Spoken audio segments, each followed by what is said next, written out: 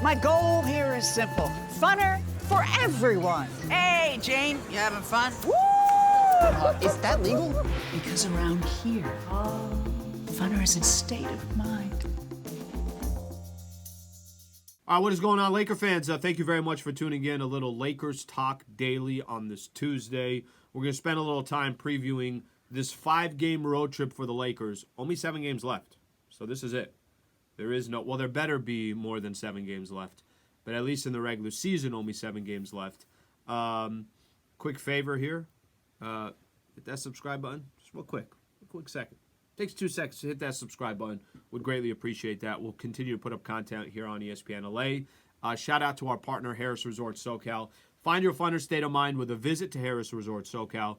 Voted best resort in funner California. From dining to unwinding, you'll find fun around every corner. Learn more at harrissocal.com.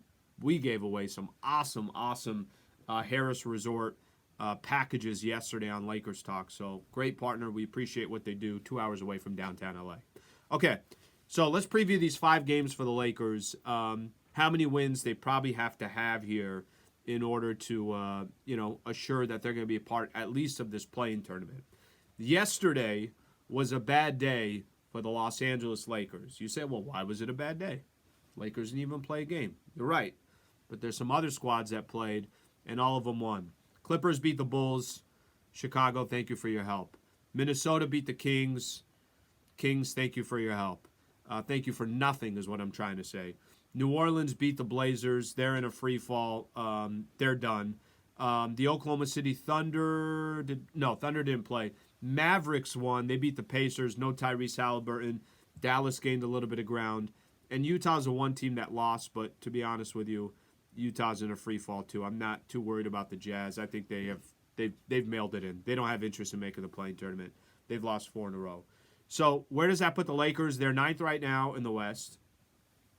Still a game and a half from the number 6 spot, where the Minnesota Timberwolves have actually moved up and the Warriors have dropped off to number 7. So the Timberwolves a game and a half on the Lakers, but the Dallas Mavericks, who are sitting behind the Lakers after just what they do, lose 2 in a row to the Charlotte Hornets. I don't know what the Dallas Mavericks are doing, but they are now in 11th place at number 11. So the Lakers, half game from being at number 11, a game and a half from being at number 6.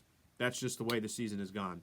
Okay, so this 5-game road trip coming for the Lakers. It's Chicago, Minnesota, Houston, Utah, and the Clippers. 5 games right there. Got to get 3 of them. You need to go 3-2 on this 5-game road trip. And however you want to pick which games that the Lakers need to get, I'll do my best to explain this. But when there was 10 games left, I said you got to go 6-4.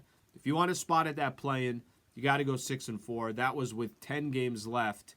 And just a reminder, the way that's worked out so far, they're 2-1 over the first 3 games with 7 games left to go.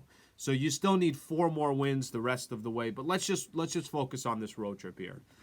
At Chicago, at Minnesota, arguably the 2 toughest games that you got coming up on this road trip are both going to be to start things off. So Wednesday against the Bulls, Friday against the Minnesota Timberwolves. You need to split these. You got to go 1-1 in these 2 games.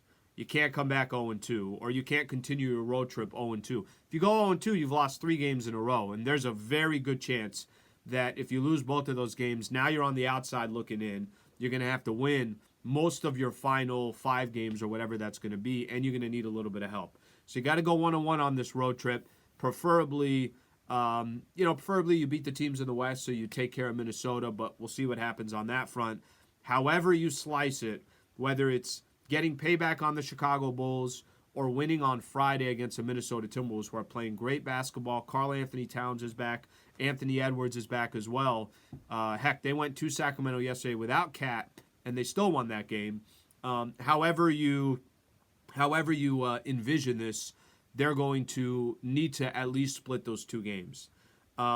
Houston and Utah, 2 games on the road.